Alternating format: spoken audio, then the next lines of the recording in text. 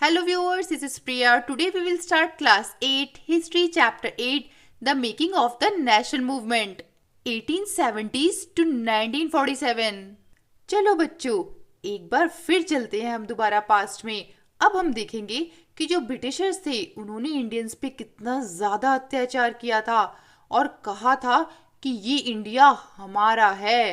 तो फिर इंडियंस को आया गुस्सा, उन्होंने बोला अच्छा बच्चू हमसे पंगा। अब देखो ब्रिटिशर्स, अब तो हम तुम्हें धक्का मार के निकालेंगे इंडिया से। अब खुद ही सोचो आप लोग भी, अगर आपके घर कोई आए और बोले कि ये घर तो हमारा है तो आपको भी गुस्सा आएगा ना।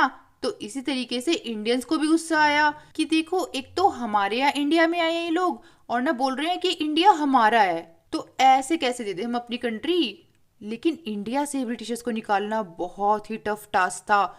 बहुत ज़्यादा स्ट्रगल किया था इंडियंस ने ब्रिटिशर्स को निकालने के लिए, तब जाके ब्रिटिशर्स यहाँ से गए थे।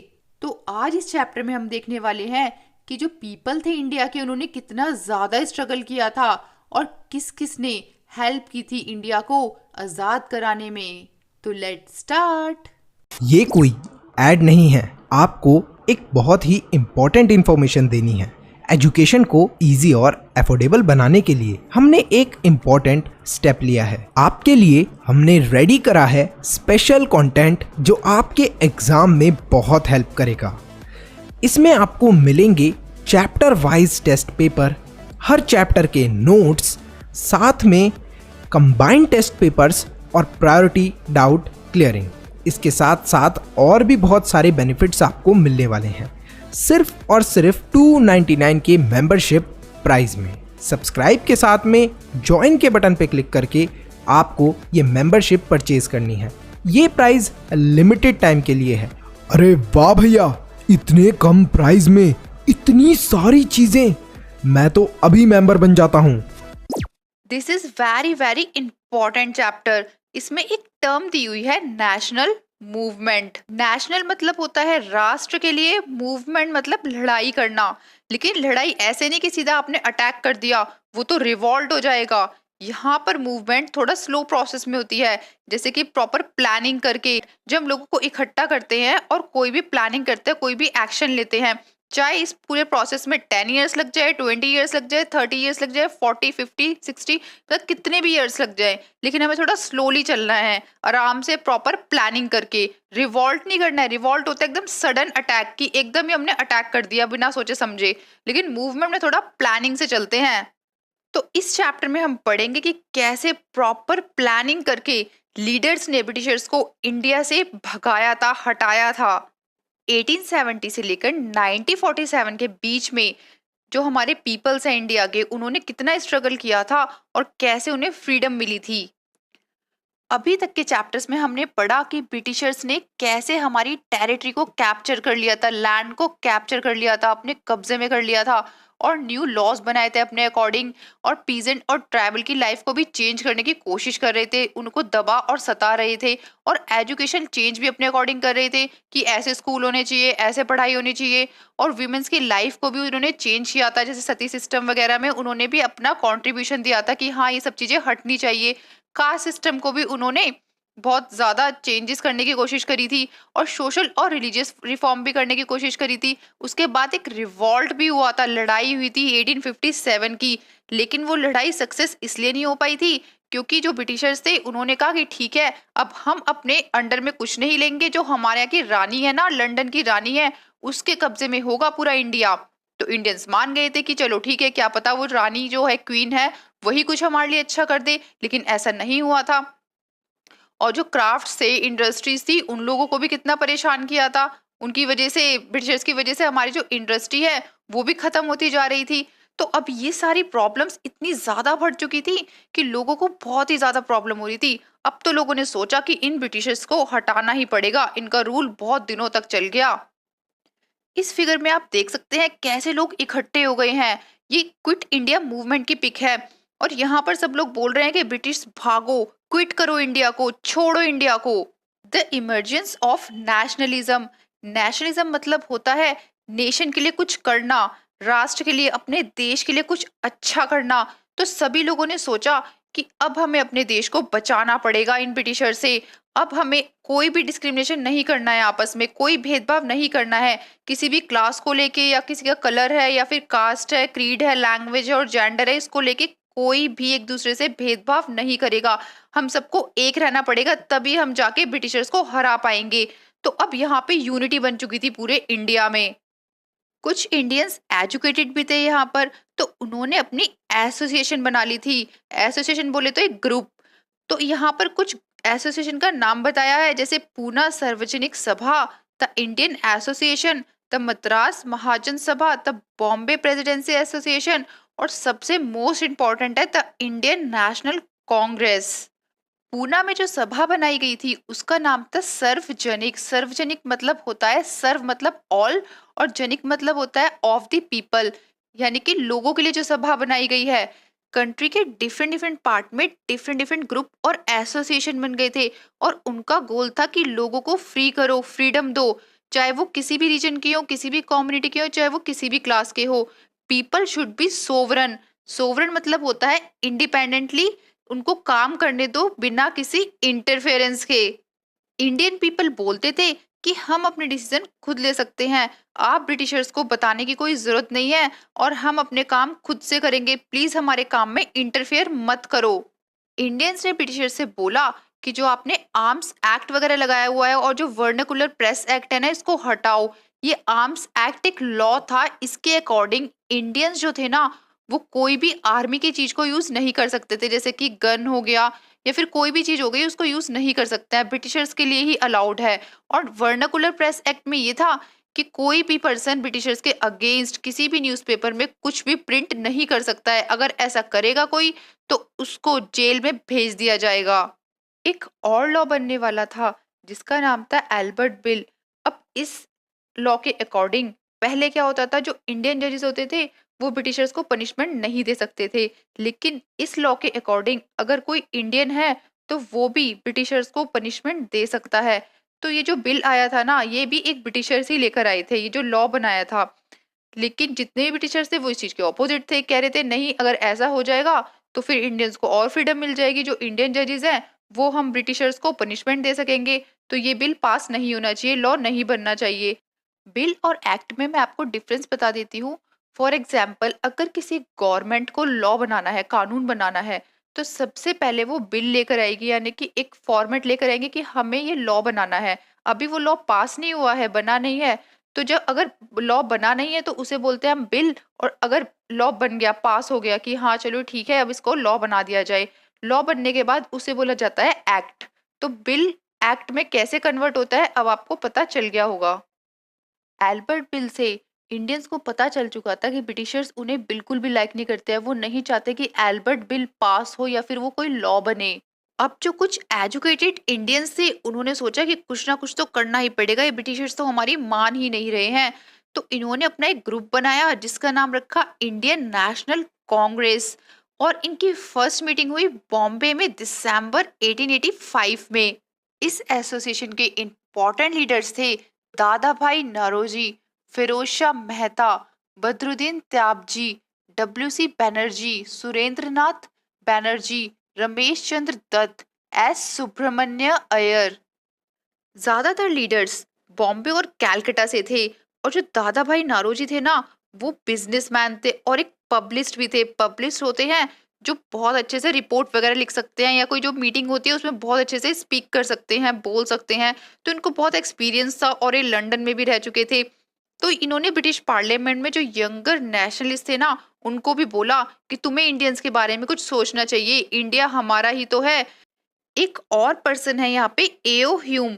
ये तो ब्रिटिशर थे तो भी ये इंडियंस को सपोर्ट करते थे कि इंडिया में भी यूनिटी होनी चाहिए, उन लोगों को भी फ्रीडम मिलनी चाहिए। आप देख सकते हैं दादा भाई नारोजी की पिक्चर है, और इन्होंने एक बुक भी पब्लिश की थी जिसका नाम था poverty and un British rule in India, a nation in the making. अब इंडियन नेशनल कांग्रेस के जितने भी लोग थे ना, उन लोगों को मॉडरेट बोला जाता था, क्योंकि इनके जो ऑब्जेक्टिव थे वो कुछ ऐसे थे। इन्होंने सोचा कि हमें एक बीच का रास्ता अपनाना चाहिए, ब्रिटिशर से लड़ाई नहीं करनी चाहिए, उनसे बस ये बोलना चाहिए कि जो हमारी डिमांड्स है ना वो लोग आप पूरी कर दो, और फिर हमें कोई प्रॉब्लम ही नहीं है आपसे। तो लोग इनको मॉडरेट बोला करते थे। तो आपसे एग्जाम में पूछ सकते हैं कि मॉडरेट किसे बोला जाता था, तो आप आंसर देना कि इंडियन नेशनल कांग्रेस को बोला जाता था मॉडरेट। अब इन लोगों ने बोला ब्रिटिशर से कि जो एडमिनिस्ट्रेशन है ना इंडिया का, जो भी तुम शासन कर रहे हो, रूल कर रहे हो, उसमें हम इंडियंस का भी तो पार्टिसिपेशन होना चाहिए। इंडियंस तो कोई है ही नहीं, सारे ब्रिटिशर्स ही हैं, तो हम इंडियंस को भी रखो। और जो लेजिस्लेटिव काउंसिल है, जहाँ पे लॉ बनाए जाते हैं, वहां भी हमारे मेंबर्स होने चाहिए इंडियंस के। गवर्नमेंट डिपार्टमेंट में जितनी भी हाई पोजीशन है, उस पे भी तो इंडियंस होने चाहिए। और सिविल सर्विस एग्जामिनेशन के लिए भी इंडियंस को आप लोग अलाउ करो। सिविल सर्विस एग्जामिनेशन से हम आईएएस बनते हैं। अगर आपको नहीं पता है तो मैं आपको बता देती हूँ। ब्रिटिशर्स ने ये सारी डिमांड्स मानी ही नहीं। इस वजह से इन लोगों को आया गुस्सा और मूवमेंट इन्होंने शुरू कर दी। लड़ाई शुरू कर दी थी ब्रिटिशर्स के अगेंस्ट। जितनी भी इम्पोर्टेंट जॉब थी ना, उस पे वाइट लोगों ने, ब्रिटिशर्स ने अपना अधिकार जमा रखा था। मोनोपोलिस्ट मतलब होता है यहाँ पर ये अधिकार। तो उन्होंने सोचा कि जितनी भी इम्पोर्टेंट और हाई पोजीशन पे जॉब होंगी, उस पे तो हम सारे ब्रिटिशर्स ही रहेंगे, इंडियंस को यहाँ पे आने ही नहीं देंगे। तो इंडियंस की डिमांड थी कि नहीं, हम लोगों को भी वो पोजीशन चाहिए, हम लोग भी रिस्पॉन्सिबिलिटी अच्छे से निभा सकते हैं। जितने भी ब्रिटिशर्स अच्छी पोजीशन पे थे, अच्छी जॉब मिली हुई थी उन्हें इंडिया में, तो उनको सैलरी भी बहुत अच्छी मिलती थी और इंडिया के पैसों से ही उन्हें सैलरी दी जाती थी। अब इंडिया का जो भी पैसा था ना, वो पूरा इंग्लैंड पहुंच रहा था इस तरीके से, क्योंकि वो सैलरी अच्छे से लेते थे और अपने घर में यानी कि इंग्लैंड में भेजते थे। तो सारा पैसा इंडिया का ऐसे खत्म होता जा रहा था। इंडियन नेशनल कांग्रेस की और भी बहुत सारी डिमांड थी। जैसे कि उन्होंने बोला कि जो जुडिशरी और एग्जीक्यूटिव है ना, इसको अलग अलग करो। जुडिशरी मतलब कि तुमने जज को, और एग्जीक्यूटिव जो लोग शासन कर रहे हैं हमारे यहाँ पर, जो भी रूल कर रहे हैं, उनका जब भी मन आता है उठा के सीधा जेल में पटक देते हैं। कोई जुडिशरी का सिस्टम ही नहीं है, कोई कोर्ट ही नहीं है यहाँ पर। तो अपने अकॉर्डिंग ये सब चीजें मत करो, ये चीजें गलत है, इसको सेपरेट करो। हम इंडियंस को फ्री करो, और जो आर्म्स एक्ट है ना, उसको भी रिपील करो। रिपील मतलब खत्म कर दो इस एक्ट को। ये जो लॉ बनाया है तुमने आर्म्स एक्ट के अकॉर्डिंग आर्मी की कोई भी चीजें इंडियंस नहीं खरीद पाते थे। सिर्फ ब्रिटिशर्स को ही राइट था कि वो लोग खरीद पाए। तो इंडियंस को गुस्सा आया कि ये तो गलत बात है ना, तुम लोगों ने हमारे लिए लॉ बना दिया कि हम लोग नहीं खरीद सकते हैं आर्मी की कोई भी चीजें, तो इस एक्ट को भी हटाओ। इंडियन नेशनल कांग्रेस ने और भी काफी सारे इशू रेज किए। बोला कि देखो हमारी कंट्री में कितनी गरीबी आ चुकी है, कितने लोग भूख से मर रहे हैं। तुम लोगों ने लैंड रेवेन्यू भी इतना ज्यादा बढ़ा दिया, इतना ज्यादा टैक्स ले रहे हो तुम ब्रिटिशर्स, तो ये तो गलत बात है ना। पीजेंट्स, जमींदार, सब लोग परेशान है तुम लोगों से। सारा जितना भी ग्रेन होता है इंडिया का, जो भी होता है, व्हीट हो चाहे राइस हो, सारा कुछ यूरोप में एक्सपोर्ट कर देते हो। यहाँ पर फूड की शॉर्टेज हो रही है, लोगों को खाने को नहीं मिल रहा है। और जो मिलिट्री एक्सपेंडिचर है, जो भी सामान तुम्हें खरीदना होता है मिलिट्री का, वो भी हमारे ही पैसों से खरीद रहे हो, इंडिया के पैसों से खरीद रहे हो। ये तो गलत बात है ना। और सॉल्ट पे भी तुमने इतना ज्यादा टैक्स लगा दिया है। यहाँ के लोगों को फॉरेन लेके जा रहे हो और उनसे एज अ लेबर काम करा रहे हो, उन्हें दबा रहे हो, सता रहे हो, परेशान कर रहे हो। और जो भी फॉरेस्ट में लोग रहते हैं, उनको भी तुमने बहुत परेशान करके रखा हुआ है। ये तो गलत है ना, इतना ज्यादा अन्याय थोड़ी ना करना चाहिए। इंडस्ट्रियलिस्ट को भी तुमने बहुत परेशान किया है, जमींदार को भी ऐसे ही परेशान किया है। तो हम लोग कोई ना कोई अब स्टेप लेकर ही रहेंगे तुम्हारे अगेंस्ट। इंडियन नेशनल कांग्रेस को मॉडरेट भी बोला जाता था। अब जो भी मॉडरेट के लीडर्स थे ना, जैसे दादा भाई नारोजी, फिरोज शाह मेहता, और भी बहुत सारे थे, आप मुझे कमेंट सेक्शन में बताओ, मैंने अभी आपको पढ़ाया है। तो इन लोगों ने बोला कि जो ब्रिटिश है ना, वो बहुत गलत कर रहे हैं हम लोगों के साथ, अनजस्ट नेचर है उनका, मतलब वो इंसाफ नहीं कर रहे हैं हम लोगों के साथ। तो न्यूज़पेपर में, आर्टिकल में, हर जगह यही लिखा गया कि ब्रिटिशर्स को हमारे लिए कुछ ना कुछ करना चाहिए, क्योंकि जो हमारी इकोनॉमी है ना, जो भी पैसा है हमारी कंट्री का, वो खत्म होता जा रहा है। मॉडरेट लीडर्स ने अब हर जगह पे इंडिया के अपने अपने रिप्रेजेंटेटिव भेज दिए, यानी कोई ना कोई एक पर्सन भेज दिया वहां पर, और बोला कि वहां पे लोगों को अवेयर करो इन सब चीजों से, कि जो ब्रिटिशर्स हैं वो हमारे साथ गलत कर रहे हैं। और लोगों के ओपिनियन देखो कि क्या वो लोग भी परेशान हैं। अगर परेशान है तो हम सब इकट्ठे होते हैं, एक होते हैं, और ब्रिटिशर से बोलते हैं कि हमारे साथ आप लोग गलत कर रहे हो, हम लोगों को इंसाफ चाहिए और हमें फ्रीडम चाहिए। तो अब पूरे इंडिया में अलग अलग पार्ट में सब लोगों में यही डिस्कशन चल रहा था कि क्या ब्रिटिशर्स हमारे साथ सही कर रहे हैं। अगर नहीं कर रहे हैं तो हम लोग को एक रहना है और उनके अगेंस्ट कोई ना कोई स्टेप लेना ही है अब तो। इस पूरे चैप्टर में ये दो वर्ड का यूज बहुत ज्यादा होगा, मॉडरेट और रेडिकल। तो ये दोनों ही ना इंडियन नेशनल कांग्रेस के अंडर में आते थे। आईएनसी इंडियन नेशनल कांग्रेस को बोला जा रहा है। तो मॉडरेट के जो लीडर थे वो पीसफुली बात करना चाहते थे ब्रिटिशर से, लेकिन जो रेडिकल के लीडर्स थे वो फाइट करना चाहते थे। वो सीधे मुंह तो बात करना ही नहीं चाहते थे, सोचते थे कि ब्रिटिशर्स ऐसी बात लैंग्वेज को तो समझेंगे नहीं, हमें फाइट ही करना पड़ेगा और लड़ाई करनी पड़ेगी, तोड़फोड़ करनी पड़ेगी ब्रिटिशर्स के साथ। तो जहां पे मैं मॉडरेट का नाम लूं तो आप समझ जाना है पीसफुली बात करना चाहते हैं और अपनी डिमांड को एक्सेप्ट करवाना चाहते हैं ब्रिटिशर से। लेकिन जो रेडिकल्स हैं वो उनसे फाइट करना चाहते हैं और उनको भगाना चाहते हैं। भगाना तो देखो दोनों ही चाहते थे, लेकिन मॉडरेट सोचते थे कि लड़ाई में क्या रखा है, आराम से पीसफुली बात कर लो इनसे और इनसे अपनी डिमांड को एक्सेप्ट करवा लो। लेकिन रेडिकल्स कहते थे ऐसी बातों से नहीं मानेंगे, हमें इनसे लड़ाई करनी ही पड़ेगी। तो ये लड़ाई में विश्वास रखते थे और ये पीसफुल टॉक में। Freedom is our birth right. अब इंडियन नेशनल कांग्रेस के और भी लीडर्स थे, जैसे कि बंगाल में बिपिन चंद्र पाल, महाराष्ट्र में बाल गंगाधर तिलक और पंजाब में लाला लाजपत राय। और ये तीनों लीडर ब्रिटिशर से लड़ाई करना चाहते थे, फाइट करना चाहते थे। तो इसलिए इनको बोला जाता था कि रेडिकल्स हैं। इन लीडर्स ने और लीडर्स से बोला कि आप लोग ये जो प्रेयर कर रहे हो ना ब्रिटिशर्स के आगे कि प्लीज हमारी डिमांड एक्सेप्ट कर लो, ऐसे काम नहीं चलेगा, इन लोगों से फाइट करनी पड़ेगी अपने स्वराज्य के लिए, अपने राज्य के लिए। तो हमें ऐसे उनके सामने प्रेयर नहीं करना है, ये तो पॉलिटिक्स ऑफ प्रेयर हो जाएगी, इनसे फाइट करना पड़ेगा तभी हमें फ्रीडम मिलेगी। ये पिक्चर बाल गंगाधर तिलक की है। इन्होंने एक मराठी न्यूज़पेपर भी लिखा था जिसका नाम था केसरी। बाल गंगाधर तिलक का एक फेमस स्लोगन है, freedom is my birth right and I shall have it. इसका मतलब है स्वतंत्रता मेरा जन्म सिद्ध अधिकार है और इसे मैं लेकर ही रहूंगा। बाल गंगाधर तिलक ने तो सोच ही लिया था कि अब कुछ भी हो जाए हमें तो फ्रीडम लेनी ही है। अब ये सब कुछ देख के ब्रिटिशर से सोचा कि क्यों ना इन इंडियंस में ही लड़ाई करा दी जाए और पार्टीशन करा दिया जाए बंगाल का। तो कर्जन एक ब्रिटिशर था, उसने 1905 में बंगाल का पार्टीशन करा दिया। बंगाल को टू पार्ट्स में डिवाइड कर दिया, ईस्ट बंगाल और वेस्ट बंगाल। पहले के टाइम पे बंगाल बहुत बड़ा हुआ करता था, बिहार, उड़ीसा, बांग्लादेश ये सारा बंगाल में ही आता था। तो आपने अभी सुना है ना कि इंडिया में जो वेस्ट बंगाल है वो वेस्ट बंगाल है और जो ईस्ट बंगाल था ना वो बांग्लादेश वाला एरिया था। तो ये पहले पूरा एक था, बांग्लादेश, बिहार, उड़ीसा और इन सब पूरे एरिया को बोलते थे बंगाल। अब ब्रिटिशर्स ने दोनों को डिवाइड कर दिया था, एक को ईस्ट बंगाल नाम दे दिया और एक को वेस्ट बंगाल नाम दे दिया। ईस्ट बंगाल को आज के टाइम पे हम बांग्लादेश बोलते हैं। ब्रिटिशर्स का बस एक ही मोटिव था कि बंगाल में जितने भी लोग हैं ना वो डिवाइड हो जाएं, एक होके ना रह पाए। और इन्होंने ये रीजन दिया, कहा कि बंगाल बहुत बड़ा है, इस वजह से तुम लोग संभाल नहीं पाओगे, इसलिए हम इसको टू पार्ट्स में डिवाइड कर रहे हैं। जैसे ही बंगाल को डिवाइड करने की बात आई वैसे ही इंडियन नेशनल कांग्रेस के जो लीडर्स थे उसमें जो मॉडरेट और रेडिकल्स दोनों ही बहुत ज्यादा अपोज करने लग गए कि तुम ये चीज गलत कर रहे हो। मॉडरेट वो लोग थे जो शांति से चाहते थे कि हमें फ्रीडम मिल जाए और हमारी डिमांड पूरी हो जाए, लेकिन रेडिकल्स बोल रहे थे कि हमें तो फाइट करना ही पड़ेगा। लेकिन इस टाइम पे तो दोनों ही ऑपोजिट थे कि पार्टीशन नहीं होना चाहिए बंगाल का। पूरे बंगाल में स्वदेशी मूवमेंट स्टार्ट हो गया, लोग सड़क पर आ गए और बोलने लगे कि हमें फ्रीडम दो।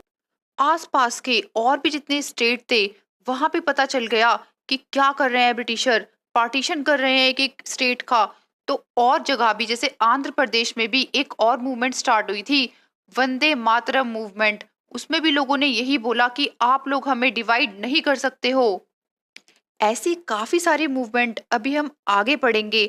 तो आपको कमेंट बॉक्स में सारी मूवमेंट बतानी है, जैसे कि स्वदेशी मूवमेंट, वंदे मातरम मूवमेंट और भी जो हम आगे पढ़ेंगे।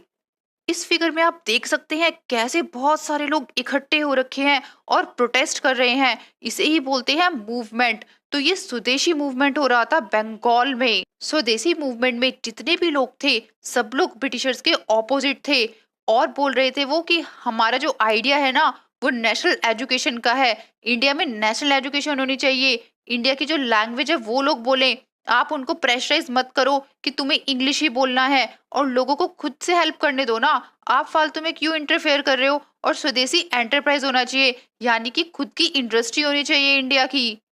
और रेडिकल्स तो भैया रेडिकल्स ही थे, उन्होंने तो सोच लिया था कि फाइट तो हमें करनी ही है। तो उनको गुस्सा आया, उन्होंने जितनी भी चीजें थी ना ब्रिटिशर्स की, वो सारी बॉयकॉट कर दी। बॉयकॉट मतलब कि बोला कि कोई भी यूज नहीं करेगा फॉरेन के कपड़े या फिर कोई भी फॉरेन की एजुकेशन होगी, सब चीज को बैन कर दो, हटा दो। लेकिन जो मॉडरेट लोग थे इंडियन नेशनल कांग्रेस में, उन्होंने कहा कि नहीं नहीं, हम प्यार से बात कर लेते हैं। लेकिन रेडिकल्स बोलते नहीं, ऐसे काम नहीं चलेगा, हमें फाइट ही करनी पड़ेगी ब्रिटिशर से। रेडिकल्स ने बोला कि अब तो हमें रेवोल्यूशनरी वायलेंस ही करना पड़ेगा, क्योंकि ब्रिटिशर्स ऐसे जाएंगे नहीं। रेवोल्यूशनरी वायलेंस होता है कि अब तो फाइट करनी ही पड़ेगी, तोड़फाड़ करके, फाइट करके, चिल्ला के उनके ऊपर, तब जाके हमें फ्रीडम मिल सकेगी अच्छे से। स्वदेशी मूवमेंट के बाद 1906 में जो मुस्लिम लैंडलॉर्ड और नवाब थे ना, उन्होंने सोचा कि हमें भी अपना एक ग्रुप बनाना चाहिए। तो उनके ग्रुप का नाम था ऑल इंडिया मुस्लिम लीग। अब ये डिमांड कर रहे थे कि हमारे सेपरेट वोट होने चाहिए और सेपरेट इलेक्टोरेट्स मतलब इलेक्शंस वगैरह होने चाहिए मुस्लिम्स के, और काउंसिल में भी हमें रिजर्व सीट मिलनी चाहिए। काउंसिल वो होता है जहां पर हम पूरे स्टेट का जब एडमिनिस्ट्रेशन शासन करते हैं ना, तो उसके रिगार्डिंग कोई भी बात अगर हमें डिस्कस करनी है तो वो उस पूरे काउंसिल में होती है। तो उसका मेंबर हमें बनाइए और उसमें हमारी रिजर्व होनी चाहिए सीट, मुस्लिम्स ने ऐसे बोला। अभी तक हमने देखा कि all India Muslim league establish हो गई है और स्वदेशी मूवमेंट भी हो रहा है। अब स्वदेशी मूवमेंट में ना जो रेडिकल्स की आइडियाज थे कि सब कुछ बॉयकॉट कर दो, सब कुछ बैन कर दो, ये चीज मॉडरेट्स को अच्छी नहीं लगी। अब मॉडरेट्स और रेडिकल्स में लड़ाई होने लग गई थी। तो फाइनली जो इंडियन नेशनल कांग्रेस है ना, आईएनसी है, वो स्प्लिट हो गया था टू पार्ट्स में, मॉडरेट और रेडिकल्स में। लेकिन जो बाल गंगाधर तिलक थे ना, वो उस मीटिंग में नहीं आते थे इंडियन नेशनल कांग्रेस की, बाहर से ही वो सपोर्ट कर रहे थे कि कैसे भी करके हमारे इंडिया को फ्रीडम मिल जाए। बाद में ये दोनों ही ग्रुप मॉडरेट और रेडिकल एक हो गए थे 1915 में। अब इन्होंने सोचा कि क्यों ना जो मुस्लिम लीग है ना, मुस्लिम जो लोग हैं जिन्होंने ग्रुप बनाया है अपना, उनको भी अपने साथ ही कर लिया जाए, तभी तो ब्रिटिश को भगा पाएंगे जब हम सब लोग एक रहेंगे। तो इन्होंने मुस्लिम लीग से भी बोला कि आप लोग भी हमारे साथ आ जाओ। मुस्लिम लीग भी इंडियन नेशनल कांग्रेस के साथ हो गई थी और इस समझौते को, पैक्ट को बोला गया था लखनऊ पैक्ट। अब सारे एक हो गए थे, इंडियन नेशनल कांग्रेस भी और मुस्लिम लीग भी, और सभी ब्रिटिशर्स के ऑपोजिट थे। तो लखनऊ पैक्ट कौन से ईयर में हुआ था? 1916 में। इस फिगर में आप देख सकते हैं लाला लाजपत राय की फिगर है। अच्छा, आप मुझे ये बताइए कि जो लाला लाजपत राय थे वो मॉडरेट थे या फिर रेडिकल थे? किस चीज में ज्यादा विश्वास रखते थे? The growth of mass nationalism, mass यहाँ पे बोला जा रहा है जब बहुत सारे लोग इकट्ठे हो जाते हैं तो उसे बोला जाता है मास। और नेशनलिज्म यानी कि राष्ट्र के लिए कुछ करना, उसके लिए फाइट करना कि हाँ हम अपने राष्ट्र को बचाएंगे। तो अब सब लोग एक हो गए थे, जैसे कि पीजेंट, ट्राइबल, स्टूडेंट्स, वीमेन, क्योंकि सब लोग ही परेशान हो रहे थे ब्रिटिशर से, और फैक्ट्री वर्कर्स भी। अब ब्रिटिशर्स जो थे वो ब्रिटेन से आए थे, तो वहां पे चल रहा था world war, first world war. उनको चाहिए था बहुत सारा पैसा, तो उन्होंने सोचा कि क्यों ना इंडिया से ही लिया जाए। तो इंडिया में जितने भी ब्रिटिशर्स थे ना, वो यहाँ पे टैक्स इंक्रीज करने लग गए थे, और जो भी उनका डिफेंस का पैसा था ना, जो भी उन्हें चाहिए था कि आर्मी में इतना पैसा लगेगा, तो वो सारा कुछ इंडिया से ही लेने लग गए थे। तो यहाँ पर शॉर्टेज होती जा रही थी क्योंकि वो सारा कुछ लेते जा रहे थे। लेकिन कुछ बिजनेसमैन को प्रॉफिट भी हुआ था। बिजनेसमैन को इसलिए प्रॉफिट हुआ था क्योंकि ब्रिटिशर्स को शूज वगैरह चाहिए होते थे मिलिट्री के लिए, या फिर क्लोथ चाहिए होते थे, तो वो इंडियन से ही लेते थे, इंडिया से ही लेते थे, क्योंकि ब्रिटेन में तो इतना ज्यादा प्रोडक्शन था नहीं। तो लेकिन बाकी सारे तो सफर कर ही रहे थे ना, पीजेंट्स वगैरह। अब एक के प्रॉफिट से पूरे इंडिया का प्रॉफिट थोड़ी ना हो रहा था। अब ब्रिटिशर्स को बहुत सारे सोल्जर्स की जरूरत थी आर्मी में, लेकिन उनके पास इतने थे ही नहीं सोल्जर्स। तो उन्होंने सोचा कि क्यों ना इंडिया से लोगों को लेकर आया जाए और उनको आर्मी में बोला जाए कि तुम एज अ सोल्जर काम करोगे। तो बहुत सारे इंडियंस को वो वहां पे लेके गए थे वॉर में लड़ने के लिए। जब इंडियन सोल्जर्स वहां से वापस आए तो उन्होंने ये चीज नोटिस करी कि जो ब्रिटिश है ना, वो एशिया और अफ्रीका के लोगों के साथ भी बहुत गलत कर रहे हैं। ऐसा ही नहीं है कि हमारे इंडिया पे वो अत्याचार कर रहे हैं, वो और भी कंट्री पे ऐसे ही कर रहे हैं, तो हमें तो इनके अगेंस्ट जाना ही पड़ेगा। इंडियन सोल्जर्स को इन सब चीजों से बहुत ज्यादा आइडिया मिल गया कि हमें कैसे फ्रीडम लेनी है। इन्होंने देखा कि 1970 में ना रशिया में भी एक रेवोल्यूशन हुआ था, वहां के जो पीजेंट और वर्कर थे ना, उन लोगों के साथ भी ऐसा ही किया गया था। ये आप नेक्स्ट क्लास में पढ़ेंगे, 9th क्लास में है, पूरा एक चैप्टर है रशिया का, रशियन रेवोल्यूशन करके। तो उसमें बताया गया है कि रशिया में जो लोग थे ना, उनके साथ भी बहुत गलत गलत होता था। तो जो भी इंडियन नेशनलिस्ट थे, जो भी सोल्जर्स आए थे वहां से वापस, तो उन्होंने सोचा कि अब तो हमें इनके अगेंस्ट जाना ही पड़ेगा, फाइट करनी ही पड़ेगी, ऐसे फ्रीडम नहीं मिलने वाली, क्योंकि इन्होंने बहुत कंट्री में ऐसे ही अपना रूल किया है। The advent of Mahatma Gandhi, सबसे ज्यादा तो वेट इन्हीं का ही हो रहा था, क्योंकि इन्होंने बहुत ज्यादा इंपॉर्टेंट रोल प्ले किया है हमारी फ्रीडम को दिलवाने में, हमारे देश को आजाद करवाने में। महात्मा गांधी अपनी लॉ की स्टडी करने के लिए साउथ अफ्रीका गए थे, और ये जब 46 ईयर के थे ना, तब ये वहां से वापस आ गए थे इंडिया में ही 1915 में। साउथ अफ्रीका में इन्होंने देखा था कि जिनकी ब्लैक स्किन है ना, जो ब्लैक लोग होते हैं उनके साथ बहुत ज्यादा डिस्क्रिमिनेशन, भेदभाव होता है। तो इनको इस चीज को देख के बहुत बुरा लगा और इन्होंने उन लोगों का सपोर्ट किया था। तो इस वजह से जो साउथ अफ्रीकन कैंपेन था ना, जो सपोर्ट किया था कि नहीं, इनके साथ ऐसा नहीं होना चाहिए, ब्रिटिशर्स क्योंकि वहां भी परेशान कर रहे थे साउथ अफ्रीका में भी लोगों को, तो इन लोगों ने उन लोगों का सपोर्ट किया था। तो इस वजह से जो भी हिंदू थे, मुस्लिम थे, Parsi, Christian, Gujarati, Tamil, north Indian, upper class merchant हो, चाहे लॉयर हो, चाहे वर्कर हो, सब लोग इनकी बहुत रिस्पेक्ट करते थे महात्मा गांधी की, क्योंकि इन्होंने उन लोगों का सपोर्ट किया था। गांधी जी ने इंडिया में अलग अलग जगह पर ट्रैवलिंग की और देखा, लोगों की सिचुएशन को समझा कि कौन कितना परेशान है और लोगों की प्रॉब्लम क्या है, और सोचा कि सब लोगों को एक करना चाहिए, फिर जाके हम ब्रिटिशर से कुछ लड़ सकते हैं या फिर उनसे बोल सकते हैं कि हमें फ्रीडम दो। ये साउथ अफ्रीका की एक पिक्चर है जिसमें नेटल कांग्रेस एक ग्रुप फॉर्म हुआ था जिसका नाम रखा गया था नेटल कांग्रेस, और इसमें बहुत सारे लोग थे। उन्होंने रेशियल डिस्क्रिमिनेशन के अगेंस्ट स्टेप्स लिए थे कि रेशियल डिस्क्रिमिनेशन यानी कि जो स्किन के अकॉर्डिंग आप भेदभाव करते हो ना, कि ये गोरा है, ये काला है, ये चीज नहीं होनी चाहिए, ऐसे भेदभाव नहीं होना चाहिए। तो इस फिगर में आप मुझे ये बताइए कि गांधी जी कहाँ पर बैठे हैं या फिर खड़े हैं। बहुत सारी लोकल मूवमेंट स्टार्ट हो गई थी अब, जैसे कि चंपारण में, खेदा में और अहमदाबाद में, जहां पे गांधी जी राजेंद्र प्रसाद और वल्लभ भाई पटेल से मिले। अहमदाबाद में जो लोकल मूवमेंट हो रही थी वो व्हील वर्कर ने किया था, और इसमें ये सक्सेसफुल भी रहे थे 1918 में। अब हम देखेंगे कि 1919 से लेकर 1922 तक क्या हुआ। ये बहुत इंटरेस्टिंग पार्ट है इस चैप्टर का, द रोलेक्ट सत्याग्रह। अब गांधी जी ने सोचा कि हमें तो अब सत्याग्रह चलाना ही पड़ेगा, क्योंकि ये लोग तो मान ही नहीं रहे हैं। सत्याग्रह का मतलब होता था कि बहुत सारे लोगों को सड़क पे इकट्ठा कर लिया जाता था और कहते थे कि तुम कुछ लोग बोलो ही मत, चुपचाप बैठ जाओ बस सड़क पे। तो ऐसे करते थे गांधी जी टैकल ब्रिटिशर्स को। गांधी जी ने ब्रिटिशर से बोला कि जो रोलेक्ट एक्ट है, तुमने लॉ बनाया है, किसी को भी उठा के तुम जेल में डाल देते हो और कुछ भी कर रहे हो, ये तो चीज तो गलत है ना। आप लोग तो फ्रीडम के अगेंस्ट जा रहे हो लोगों की। तो जो गांधी जी थे और जो मोहम्मद अली जिन्ना थे ना, उन लोगों ने यही बोला कि आपका कोई भी राइट नहीं है किसी भी लोगों की फ्रीडम पे रिस्ट्रिक्शन लगाने का, रोक लगाने का, कि आप किसी की फ्रीडम को रोक नहीं लगा सकते हो। ब्रिटिशर्स गांधी जी की बात को सुनने के लिए रेडी ही नहीं थे, तो गांधी जी ने सोचा कि अब तो सत्याग्रह करना ही पड़ेगा। 6 अप्रैल 1919 को गांधी जी ने सब लोगों को इकट्ठा किया और बैठ गए। बिल्कुल शांति से कहा कि किसी को कोई ज्यादा तोड़फोड़ नहीं करनी है, ना ही चिल्लाना है, बस शांति से चुपचाप बैठ जाओ। और सड़क पे सारे लोगों को बैठा लिया। इसी को बोलते हैं सत्याग्रह। और लोगों ने हड़ताल और स्ट्राइक करना शुरू कर दिया। रॉलेट सत्याग्रह को फर्स्ट ऑल इंडिया स्ट्रगल भी बोला जाता है, क्योंकि पहला ऐसा स्ट्रगल था जो कि पूरे इंडिया में लोग साथ दे रहे थे रॉलेट सत्याग्रह का। ये सब चीजें देख के ब्रिटिशर्स को बहुत गुस्सा आ रहा था। उनको लगा कि कुछ ना कुछ तो इनका करना ही पड़ेगा। तो अमृतसर में एक जगह है जलियांवाला बाग, वहां पे बहुत सारे लोगों को इकट्ठा किया। ब्रिटिशर्स ने कहा कि ठीक है, हम तुम्हारी डिमांड को एक्सेप्ट करेंगे, तुम उस एरिया में आ जाना और बताना कि तुम्हारी क्या क्या प्रॉब्लम है। जैसे ही वो लोग इकट्ठे हुए सब, तो चारों तरफ गेट को बंद कर दिया गया और ब्रिटिशर्स ने फायरिंग स्टार्ट कर दी थी इंडियन पीपल पे। बहुत सारे लोग मारे गए थे और बहुत सारे लोग तो वहां पर मेले में आए थे, उनका तो कोई भी कसूर भी नहीं था, बेचारे बेकसूर मारे गए थे। आपसे ये क्वेश्चन पूछ सकते हैं कि जो जलियांवाला बाग इंसिडेंट हुआ था वो कब हुआ था, तो 13 अप्रैल को हुआ था और उस दिन बैसाखी डे भी था। तभी तो बहुत सारे लोग मेले में भी आए थे, वो भी मारे गए थे। आज भी वहां की वॉल पे फायरिंग के साइन है, आप इस फिगर में देख सकते हैं, सर्कल सर्कल सा बना हुआ है।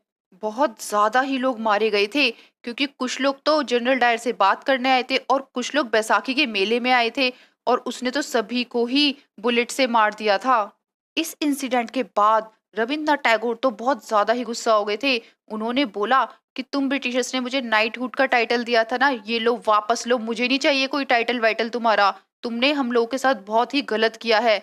नाइटहुड उस वर्ड को बोला जाता था कि जैसे कोई भी पर्सन अच्छा काम करता था ना, तो उसको एक अचीवमेंट के लिए एक टाइटल देते थे कि हाँ आपने बहुत अच्छा काम किया है।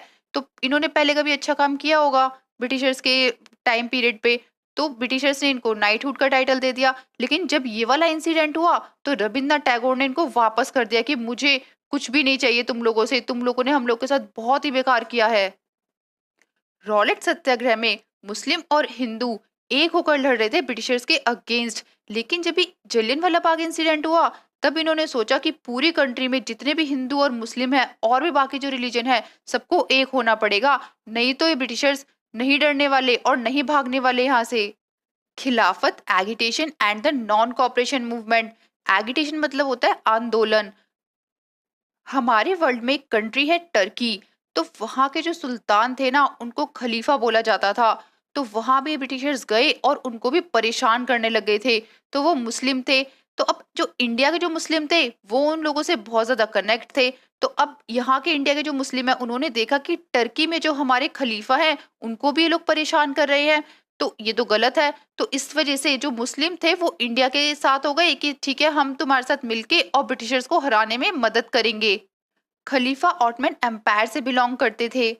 अब यहाँ पे एगिटेशन स्टार्ट हो गया, खिलाफत एगिटेशन बोला गया, यानी जो खलीफा है उनके साथ गलत हो रहा है, इस वजह से आंदोलन हो रहा है यहाँ पर। तो इसके लीडर थे मोहम्मद अली और शौकत अली।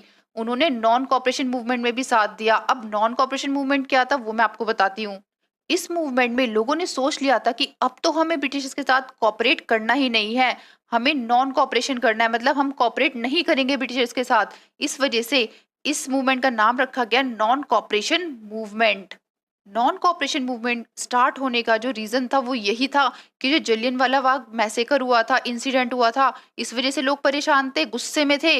और जो खिलाफत, अब जो एगिटेशन हो रहा था, ये मुस्लिम को भी परेशान कर रहे थे। तो अब हिंदू मुस्लिम एक हो गए थे और इन्होंने स्टार्ट कर दिया था नॉन कॉपरेशन मूवमेंट। इस मूवमेंट में बहुत सारे स्टूडेंट्स ने गवर्नमेंट स्कूल छोड़ दिए थे कि अब हम स्कूल में नहीं जाएंगे क्योंकि ये ब्रिटिशर्स के स्कूल है, और कॉलेजेस में भी जाना बंद कर दिया था। बहुत सारे लॉयर जैसे कि मोतीलाल नेहरू, CR दास, C गोपालाचारी और असफ अली, इन्होंने भी अपनी प्रैक्टिस छोड़ दी थी कि अब हमें ब्रिटिशर्स के रिलेटेड कोई भी काम हमें नहीं करना, जो भी सामान है ब्रिटिशर्स का वो हम यूज नहीं करेंगे, और जो भी लेजिस्लेचर है उसे भी बॉयकॉट कर दिया। लेजिस्लेचर होता है लॉ। अब जो भी कानून बनाते थे ब्रिटिशर्स, वो कोई भी अप्लाई करता ही नहीं था, कोई नहीं मानता था कि हम तुम्हारे लॉ को नहीं मानेंगे, और जो भी टाइटल्स तुम लोगों ने दिए हैं ना हमें, वो भी लो वापस लो। जैसे कि रविन्द्रनाथ टैगोर ने नाइटहुड का टाइटल इनको वापस कर दिया था। तो अब ऐसे ही करके पूरे इंडिया में सब लोग बहुत गुस्से में थे, कोई भी कॉपरेट करना ही नहीं चाहता था ब्रिटिशर्स के साथ। ये मूवमेंट एक आइसबर्ग के टिप की तरह थी कि अभी तो तुम्हें सिर्फ आइसबर्ग का जो माउंटेन होता है पूरी आइस का, उसकी टिप ही दिखाई दे रही है छोटी सी। जब आप पूरे माउंटेन को देखोगे ना ब्रिटिशर्स, तो तुम लोग घबरा जाओगे, हम पूरे इंडियंस एक हो चुके हैं और तुम्हें अब हम भगा कर ही रहेंगे। पीपल्स इनिशिएटिव, इनिशिएटिव मतलब होता है कोई भी स्टेप इनिशिएट कर देना, स्टार्ट कर देना। अब देखो क्या क्या स्टेप्स लिए थे ब्रिटिशर्स के अगेंस्ट लोगों ने। गुजरात में एक जगह है खेदा, वहां के जो पीजेंट थे ना, उनके साथ बहुत गलत हो रहा था क्योंकि ये लोग बहुत ज्यादा टैक्स लेते थे उन लोगों से। तो ब्रिटिशर्स के अगेंस्ट इन्होंने नॉन वायलेंट कैंपेन स्टार्ट कर दिया। नॉन वायलेंट मतलब होता है कि कोई दंगा वगैरह नहीं किया इन्होंने, एक मूवमेंट स्टार्ट कर दी, जो कि गांधी जी ने कहा था कि हमें जैसे सत्याग्रह स्टार्ट करना है, हमें किसी से लड़ाई नहीं करनी, दंगे नहीं करने, बस जाके धरना दे दो, वहां पे बैठ जाओ बस। आंध्र प्रदेश के जो कोस्टल वाला एरिया है और तमिलनाडु में भी लोगों ने लिक्वर शॉप पे कैंपेन करना शुरू कर दिया था। लिक्वर शॉप वो होती है जहाँ पे शराब वगैरह या फिर बियर वगैरह मिलती है, क्योंकि जो औरतें थी वो बहुत परेशान थी कि हमारे जो हस्बैंड है वो बहुत ज्यादा ड्रिंक करते हैं, और इन लोगों ने लिक्वर शॉप खोल रखी है ब्रिटिशर्स ने, क्योंकि इनको तो प्रॉफिट हो रहा है, इनको तो पैसे मिल रहे हैं ये दारू वगैरह बेचने के लिए। लेकिन हमारे जो हस्बैंड है वो तो हमारे साथ गलत कर रहे हैं ना, मारपीट कर रहे हैं ड्रिंक करके। आंध्र प्रदेश में एक और डिस्ट्रिक्ट है गुंटूर डिस्ट्रिक्ट, वहां के जो पुअर पीजेंट थे वो भी बहुत परेशान हो रहे थे, ट्राइबल्स भी बहुत ज्यादा परेशान हो रहे थे। तो उन्होंने भी फॉरेस्ट सत्याग्रह शुरू कर दिया और किसी भी लॉ को नहीं माना जो ब्रिटिशर्स के लॉ थे। और अपने जितने भी कैटल थे ना, भेड़ बकरी, सबको बोला कि जाओ फॉरेस्ट में अच्छे से पूरी ग्रासेस खा कर आओ, हम कोई टैक्स नहीं देंगे। और अपने सारे कैटल्स को उन्होंने भेज दिया फॉरेस्ट में ग्रासेस खाने के लिए, और कोई टैक्स भी नहीं पे करते थे, कोई लॉ को भी नहीं मानते थे ब्रिटिशर्स के। ये सब लोग इसलिए ऐसा कर रहे थे क्योंकि इनको विश्वास हो गया था कि गांधी जी हमारी हेल्प करेंगे, इसलिए अब हम ब्रिटिशर्स की कोई बात नहीं मानेंगे और हमारे यहाँ पर अब गांधी राज चलेगा। इंडिया में जो सिंध वाला एरिया था वहां पे मुस्लिम ज्यादा थे, तो वो तो खिलाफत एगिटेशन कर रहे थे पहले से ही। तो अब ये जो एरिया है ये पाकिस्तान में है, सिंध वाला एरिया, तो यहाँ भी लोग परेशान थे ब्रिटिशर से। अब नेक्स्ट आते हैं हम पंजाब वाले एरिया पे। वहां भी अकाली एगिटेशन हो रहा था। अकाली एगिटेशन आंदोलन इसलिए हो रहा था कि जो भी गुरुद्वारे के महंत होते थे ना, वो ब्रिटिशर से पैसा खा रहे थे, और जो गुरुद्वारे में इतना पैसा नहीं लगा रहे थे। तो ये चीज लोगों को गलत लग रही थी कि ये तो ब्रिटिशर्स के साथ मिल गए हैं, तो इस वजह से यहाँ पे भी एक मूवमेंट स्टार्ट हो गई थी। असम में भी जो पीपल थे, टी गार्डनर लेबर, वो कह रहे थे कि हमारी सैलरी को बढ़ाओ, इंक्रीज करो, लेकिन ब्रिटिशर इस डिमांड को एक्सेप्ट नहीं कर रहे थे। तो इसी वजह से वो लोग भी गांधी जी की साइड हो गए और बोलने लगे कि गांधी महाराज की जय। और यहाँ के लोग ब्रिटिशर्स की किसी बात को नहीं मान रहे थे, कोई प्लांटेशन नहीं कर रहे थे उनके अंडर में। इंटरेस्टिंग बात तो ये है कि असामी वैष्णवी सॉन्ग भी बनने लग गए थे, गांधी जी के ऊपर सॉन्ग बनाया जा रहा था, और उस सॉन्ग में जो लॉर्ड कृष्णा है, कृष्ण भगवान की तरह बताया जा रहा था गांधी जी को। द पीपल्स महात्मा। अब गांधी जी को लोग बहुत ज्यादा मानने लग गए थे, बोलते कि आप हमारे मसीहा हैं, आप हमारी गरीबी को दूर करेंगे, आप क्लास यूनिटी करेंगे। क्लास यूनिटी मतलब होता है जो भी कास्ट होती है ना, डिफरेंट डिफरेंट, उन सबको एक करेंगे, और जो कॉन्फ्लिक्ट है, जो भी प्रॉब्लम क्रिएट हो रही है, उसको आप सॉल्व करेंगे। ऑर्डिनरी पीपल, जो आम जनता थी, वो भी गांधी जी को बोलने लगे कि जो भी हमारी अचीवमेंट है ना, वो बस आपकी वजह से है, आप ही हमारे अंदर कॉन्फिडेंस डेवलप कर रहे हैं। इसमें एक एग्जाम्पल भी दिया है प्रतापगढ़ का, जो कि उत्तर प्रदेश में है। इस एरिया में इलीगल इविक्शन हो रहा था टेनेंट्स का। टेनेंट्स होते हैं जो कि एक लैंड को रेंट पे लेते हैं और उस पे अपना एग्रीकल्चर परफॉर्म करते हैं। तो ब्रिटिशर्स क्या करते थे, इन लोगों से ज्यादा रेंट लेते थे, अब ये लोग दे नहीं पाते थे। तो यहाँ पर लोगों ने कहा कि गांधी जी हमारा सपोर्ट करेंगे, वो हमारी डिमांड को कंप्लीट करेंगे। ये जो इलीगल इविक्शन है ना, हमसे फालतू में इतना पैसा लिया जा रहा है, इस चीज को स्टॉप करना चाहिए। खामखा हमसे इतने फालतू में पैसे ले रहे हैं, इतना तो रेंट बनता भी नहीं है। गांधी जी का नाम यूज करके जो ट्राइबल और पीजेंट है, वो एक्शन ले रहे थे ब्रिटिशर्स के अगेंस्ट अपने अपनी जगह पर। चाहे गांधी जी ने बोला हो चाहे नहीं बोला हो, बस ये बोलते थे कि हमें तो गांधी जी ने बोला है और वो हमारा सपोर्ट करेंगे। इस फिगर में महात्मा गांधी जी को अर्जुन से कंपैरिजन किया गया है। जैसे महाभारत में अर्जुन ने वॉर लड़ी थी, युद्ध लड़ा था और वो जीत गया था, ऐसे ही गांधी जी को बताया गया कि आप भी इस युद्ध को जीतोगे, ब्रिटिशर्स को हराओगे, हम सब आपके साथ में हैं। आप देख सकते हैं जो जवाहरलाल नेहरू जी हैं, उनके हाथ में एक फ्लैग है, तो सब लोग इनका सपोर्ट कर रहे थे गांधी जी का, और इनको बहुत ज्यादा मान रहे थे कि आप ही हमें फ्रीडम दिला सकते हो ब्रिटिशर से। एक चीज आप लोगों ने नोटिस करी कि बंगाल में और गुजरात में हर जगह पर नॉन कॉपरेशन मूवमेंट एक तरीके से स्टार्ट हो गया है। लोग कॉपरेट ही नहीं करना चाह रहे हैं ब्रिटिशर्स के साथ। सिंध, पंजाब, असम, सारे ही एरिया में अब नॉन कॉपरेशन मूवमेंट की पकड़ बहुत तेजी से हो गई। The happenings of 1922 to 1929। अब हम देखेंगे कि 1922 से लेकर 1929 तक क्या हुआ। ब्रिटिशर को लेके लोगों में बहुत ज्यादा ही गुस्सा था। अब तो सबने सोच ही लिया था कि ब्रिटिशर्स को हमें कैसे भी करके भगाना ही है। तो 1922 में फरवरी में लोगों ने, पीजेंट्स ने, एक जगह थी चौरी चौरा, वहां के पुलिस स्टेशन पे फायर कर दी, जला दिया पूरा पुलिस स्टेशन, और 22 पुलिसमैन वहीं पे ही मर गए थे ऑन द स्पॉट ब्रिटिशर्स के। अब ये सब कुछ देख के ब्रिटिशर्स को आया बहुत ज्यादा गुस्सा, क्योंकि लोग दंगा करने लग गए थे, लड़ाइयां करने लग गए थे। गांधी जी ने भी जब ये सब कुछ देखा तो उन्होंने भी कहा ये तो वॉयलेंस है, ये तो आप ऐसे दंगे करके किसी को मार पीट के ऐसे फ्रीडम थोड़ी ना मिलेगी, हम लोगों को नॉन वायलेंट रहना चाहिए, सत्याग्रह या फिर धरना वगैरह से हमें फ्रीडम चाहिए होगी। ऐसे अगर हम करेंगे, मारपीट करेंगे, तो बहुत ज्यादा ही प्रॉब्लम हो जाएगी। तो वो भी इस चीज के अगेंस्ट थे। महात्मा गांधी जी हमेशा वॉयलेंस के अगेंस्ट थे। जो भी उनकी मूवमेंट होती थी ना, उस पे कभी वॉयलेंस होता ही नहीं था। वो चाहते थे कि आराम से हमें पीसफुली फ्रीडम मिल जाए। इस वजह से उन्होंने जो नॉन कॉपरेशन मूवमेंट शुरू हो रहा था ना, तो उसको भी बंद कर दिया। कहा कि ये तो गलत हो रहा है। नॉन कॉपरेशन मूवमेंट स्टार्ट करते करते तुम लोग तो दंगे कर रहे हो, मारपीट कर रहे हो, पुलिस स्टेशन को जला रहे हो, तो ये चीजें गलत है। हमें प्यार से पीसफुली ब्रिटिशर से बात करनी चाहिए, या अगर हमें हमारी डिमांड वो कंप्लीट नहीं कर रहे हैं तो हमें सत्याग्रह या फिर कोई धरना देना चाहिए। लेकिन ऐसे अगर हम जलाएंगे, उनको मारेंगे, पीटेंगे, तो इससे तो और ज्यादा प्रॉब्लम स्टार्ट हो जाएगी। तो उन्होंने ऐसे करके इंडियंस को समझाया। अब नॉन कॉपरेशन मूवमेंट भी ओवर हो चुकी थी, तो गांधी जी के जो फॉलोअर्स थे ना, उन्होंने सोचा कि अब कैसे हमें फ्रीडम मिलेगी। ऐसा करा जाए कि रूरल एरिया में, गांव गांव में जाकर लोगों को समझाया जाए, और एक एक लीडर बने एक जगह से, और हमारे खुद के इलेक्शन होंगे तो हम लोग लीडर बनेंगे, फिर हम लोगों के लिए कुछ कर पाएंगे, और ब्रिटिशर से जो भी डिमांड है वो अपनी पूरी कंप्लीट कर पाएंगे। अब जितने भी फॉलोवर्स थे गांधी जी के, वो सोशल वर्क करने लग गए, लोगों को समझाने लग गए गांव गांव में जाकर। और यहाँ पर एक मूवमेंट स्टार्ट होती है जिसका नाम है सिविल डिसओबीडियंस मूवमेंट 1930 में। इस मूवमेंट के अकॉर्डिंग जो ब्रिटिशर्स के लॉ थे उनको लोग डिसओबे कर रहे थे, इस वजह से इसका नाम रखा गया सिविल डिसओबीडियंस मूवमेंट। तो जो गांधी जी थे ना, उन्होंने कहा ठीक है, हम लोग दंगा नहीं करेंगे, कोई मारपीट नहीं करेंगे, और जो नॉन कॉपरेशन मूवमेंट है वो भी खत्म हो चुकी है, लेकिन हम आप लोगों के जो लॉज हैं उसको नहीं मानेंगे, क्योंकि आप लोगों ने बहुत ज्यादा स्ट्रिक्ट लॉ बना रखे हैं। तो ब्रिटिशर्स बोलते हैं कि अच्छा, तो हमारे खिलाफ आप एक और मूवमेंट स्टार्ट कर रहे हो। अब यहाँ पे इलेक्शंस होने लग गए थे। अब इलेक्शन में पार्टी भी तो होनी चाहिए।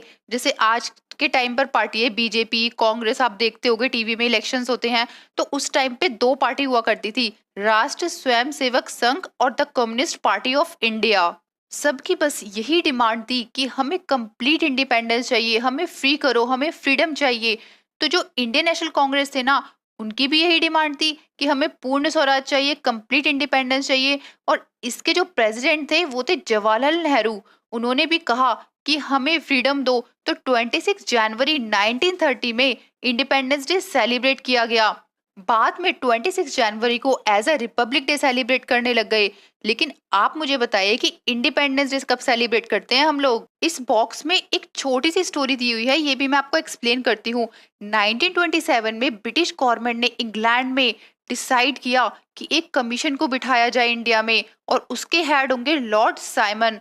अब साइमन जब आए इंडिया में, तो उन्होंने कहा कि जितने भी हमारे कमीशन में, जितने भी हमारे ग्रुप में लोग होंगे, सारे ब्रिटिशर्स ही होंगे, और इंडियंस के भले के लिए, अच्छाई के लिए जो भी पॉइंट, जो भी स्टेप लेना होगा वो हम लेंगे। तो इंडियंस ने कहा कि आपके इस कमीशन में, इस ग्रुप में तो कोई इंडियन है ही नहीं, तो आपको कैसे पता चलेगा कि हमारी क्या प्रॉब्लम है।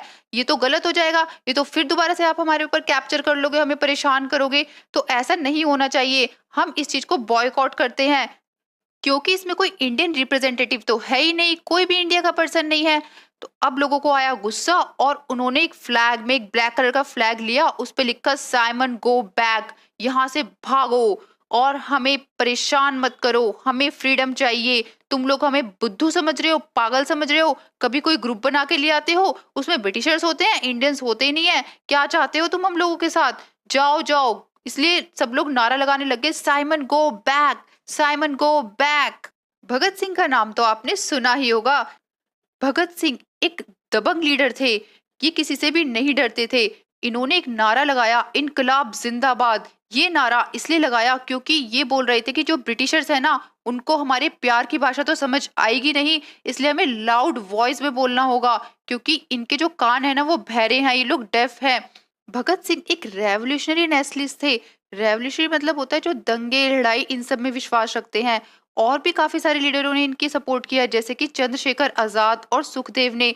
काफी पीजेंट्स, वर्कर और भी काफी सारी क्लासेस के लोग यहाँ पर आए और इनका सपोर्ट करने लगे। फिर इन्होंने एक ग्रुप फॉर्म कर लिया दिल्ली में। दिल्ली में एक जगह है कोटला, वहां पे 1928 में इन्होंने जो ग्रुप फॉर्म किया उसका नाम रखा हिंदुस्तान सोशलिस्ट रिपब्लिकन एसोसिएशन, जिसको शॉर्ट फॉर्म में बोला जाता है HSRA।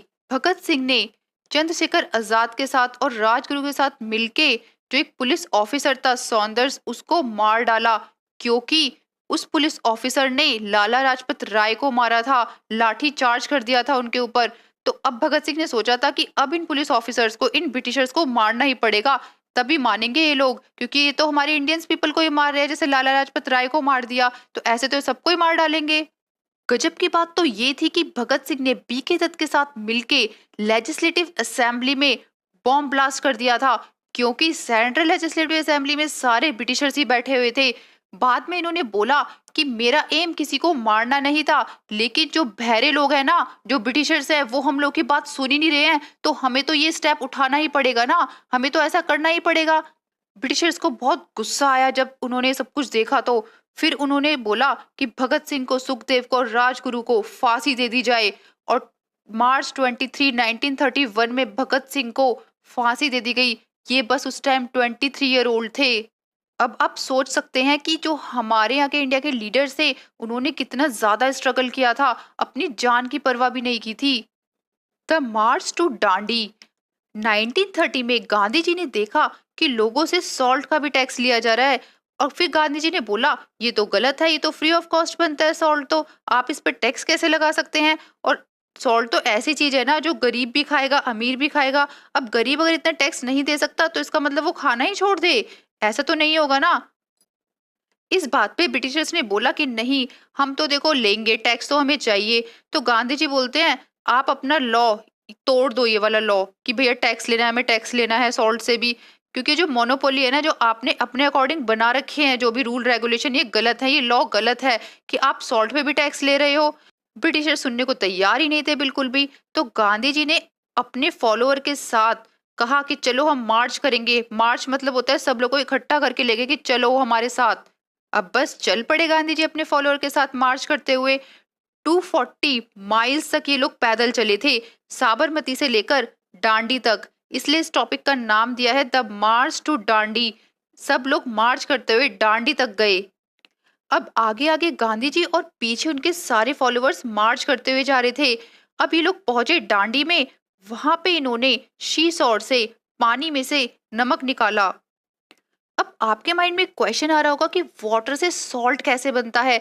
तो जो सी का जो वाटर होता है ना, वो बहुत सॉल्टी होता है। जब हम उसको गर्म करते हैं ना, तो वाटर तो एवापोरेट हो जाता है और बचता क्या है, पूरा नमक ही नमक बचता है।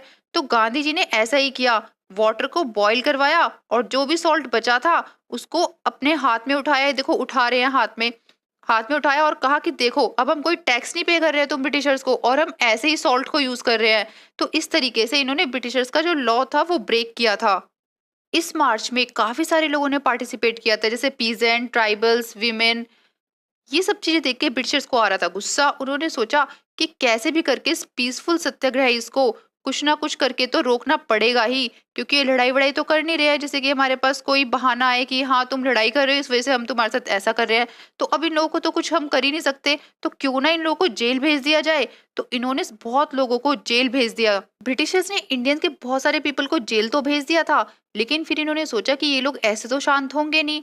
तो इस स्ट्रगल की वजह से एक हमें बेनिफिट तो हुआ। Government of India act of 1935 पास हो गया।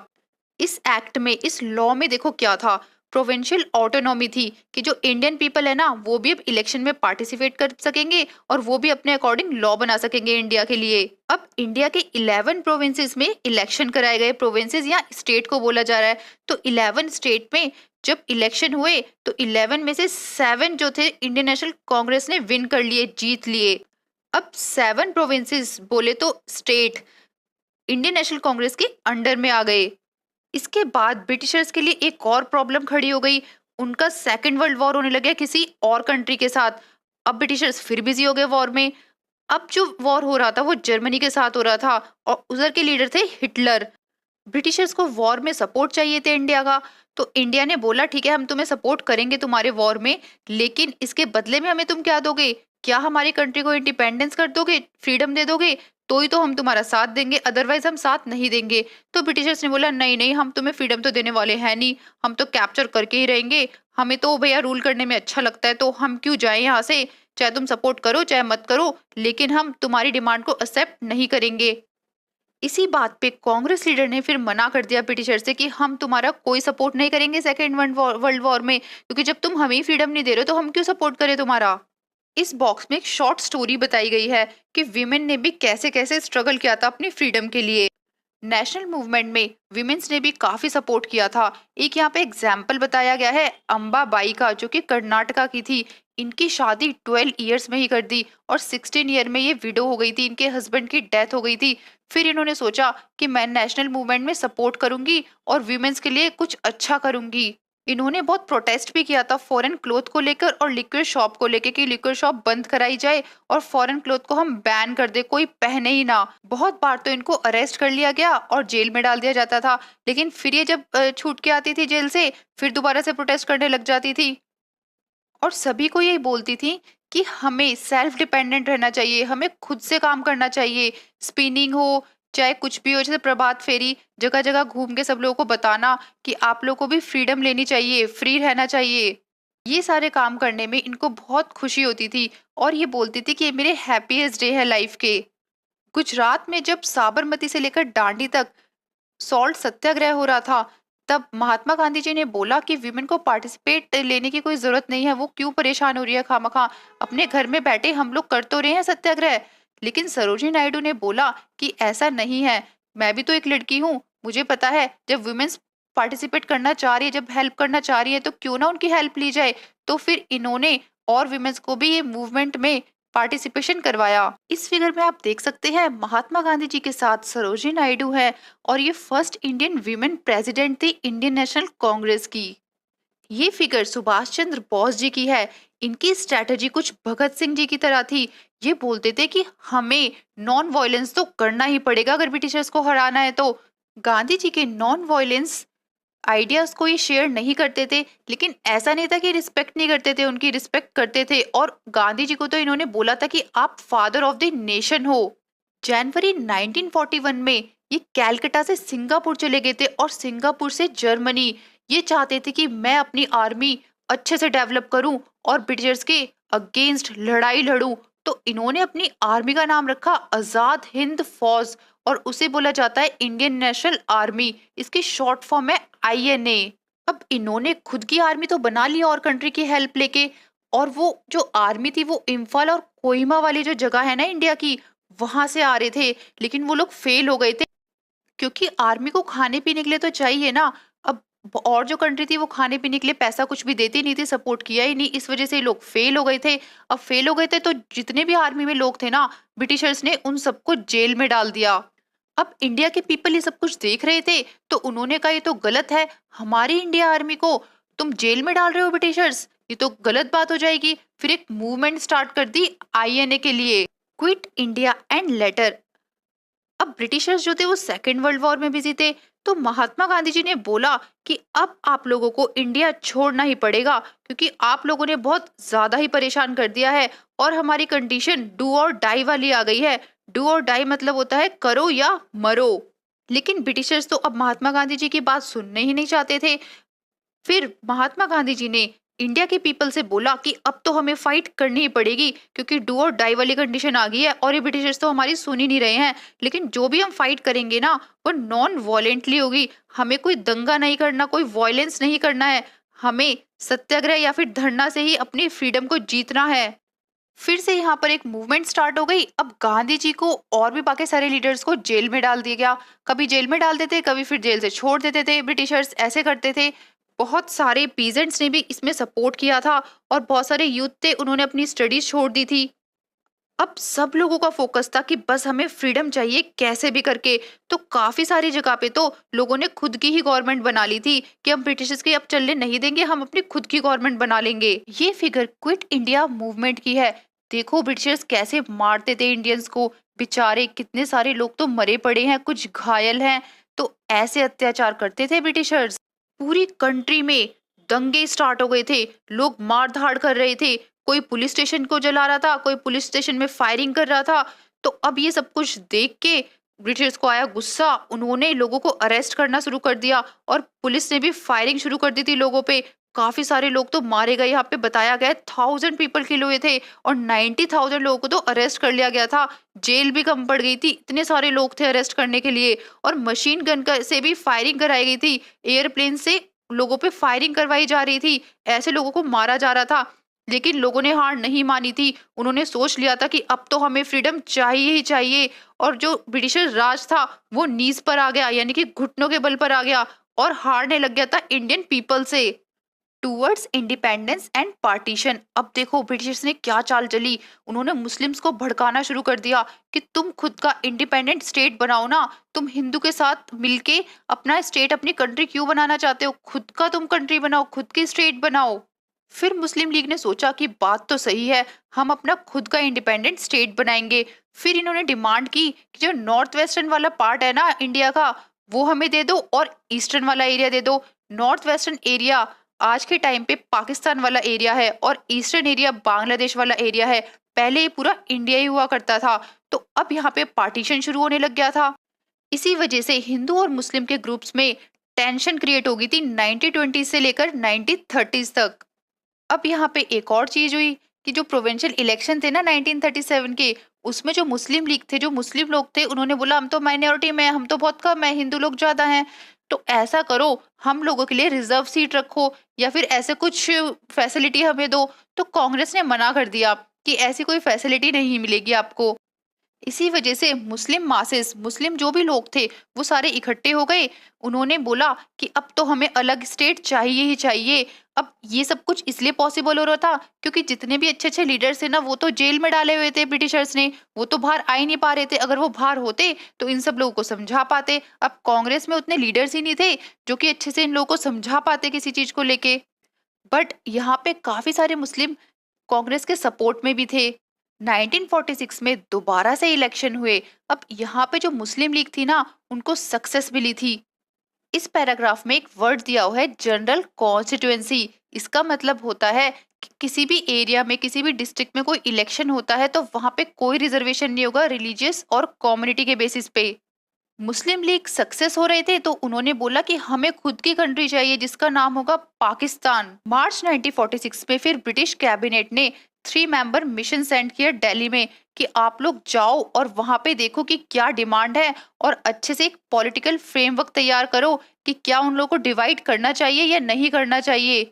मुस्लिम बिल्कुल भी इंडियन के साथ कॉपरेट ही नहीं करना चाहते थे, वो तो बस बोल रहे थे कि अब हमें अपना खुद की कंट्री बनानी है जिसका नाम होगा पाकिस्तान और अब हमें पार्टीशन तो चाहिए ही चाहिए। तो पार्टीशन होने से कोई रोक ही नहीं सकता था। काफी सारे मुस्लिम्स ऐसे भी थे जो नहीं चाहते थे कि पार्टीशन हो इंडिया का। उसमें से एक नाम है मौलाना आजाद का। ये गांधीयन मूवमेंट को सपोर्ट करते थे। मौलाना आजाद मोहम्मद अली जिन्ना की जो टू नेशन थ्योरी थी उसको अपोज करते थे, क्योंकि मोहम्मद अली जिन्ना चाहते थे कि मुस्लिम्स के लिए एक सेपरेट कंट्री होनी चाहिए और जिसका नाम होना चाहिए पाकिस्तान। तो मौलाना आजाद कहते थे नहीं, ये चीज गलत है, हमें एक होकर रहना चाहिए। इस फिगर में आप देख सकते हैं गांधी जी के साथ मोहम्मद अली जिन्ना खड़े हुए हैं और यही चाहते थे कि एक सेपरेट स्टेट होना चाहिए या फिर सेपरेट कंट्री होनी चाहिए मुस्लिम्स की। और इन्होंने ही डिमांड की थी पाकिस्तान के लिए कि पाकिस्तान बनना चाहिए। चक्रवर्ती राजगोपालाचारी जी महात्मा गांधी जी से बात कर रहे हैं। इनको मोस्टली लोग राजा जी भी बोलते थे और इनको पहला इंडियन गवर्नर जनरल बनाया गया था फ्री इंडिया का। जब इंडिया को फ्रीडम मिली थी उसके बाद ये फर्स्ट इंडियन गवर्नर जनरल रह चुके थे। सरदार वल्लभ भाई पटेल की फिगर है और इन्होंने भी बहुत ज्यादा हेल्प की थी हमारी कंट्री को इंडिपेंडेंस दिलाने में। इस फिगर में आप देख सकते हैं महात्मा गांधी जी हैं और खान अब्दुल गफर हैं। इनको बोला जाता था बादशाह खान और ये नहीं चाहते थे कि पार्टीशन हो। और ये एक नॉन वायलेंट मूवमेंट के फाउंडर भी थे जिसका नाम था खुदाई खिदमत गर। बहुत लोगों ने कोशिश की कि पार्टीशन नहीं हो और बहुत लोगों ने चाहा कि नहीं पार्टीशन होना चाहिए। फाइनली पार्टीशन हो ही गया और जो ब्रिटिशर्स ने 3 मेंबर मिशन सेंड किया था वो भी फेल हो गया था। उस मिशन को बोला जाता था कैबिनेट मिशन। अब 16 अगस्त 1946 में एक डे बनाया गया, डायरेक्ट एक्शन डे। इस दिन बहुत ज्यादा दंगे हुए, मार धाड़ हुई कैलकाटा में, बहुत सारे लोग तो मारे भी गए थे। मार्च 1946 में जब ये वायलेंस बहुत ज्यादा ही स्प्रेड हो गया था पूरे इंडिया में, तो लोग बेचारे परेशान ही हो गए थे। पार्टीशन तो हो गया था कंट्री का, लेकिन इसकी वजह से बहुत लोगों ने सफर किया। काफी सारे लोग तो मारे गए थे। कोई पाकिस्तान में जा रहा था तो कोई इंडिया में जा रहा था, तो कोई बेचारा बीच में ही फंसा था। तो जब ब्रिटिशर्स यहाँ से गए तो वो हमें एक पेन और वॉयलेंस दे गए पार्टीशन का। इस फिगर में आप देख सकते हैं काफी सारे लोगों को तो रहने के लिए जगह ही नहीं मिल रही थी, भूखे मर रहे थे लोग। बहुत दर्द भरी कहानी है ये पार्टीशन की। आज भी इंडिया और पाकिस्तान में लड़ाइयाँ होती ही रहती हैं। तो ये थी इस चैप्टर की स्टोरी। अगर आपको ये चैप्टर अच्छे समझ में आया तो इस क्वेश्चन का आंसर मुझे कमेंट सेक्शन में बताओ। ये हिस्ट्री का लास्ट चैप्टर था और अब आपके एग्जाम्स भी स्टार्ट होने वाले हैं। तो all the best for your exam. See you in the 9th class. Bye bye.